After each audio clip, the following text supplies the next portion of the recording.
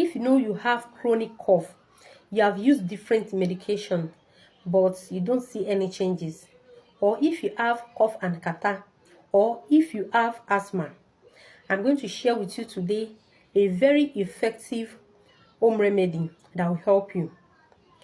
What you need is ginger and onion. You need a glass jar and also hot water. No matter how long you have this cough, 1 week, 2 weeks, 3 weeks, or months, try this remedy. It's very, very effective. It will help you a lot. Or if you have asthma, it will really help you.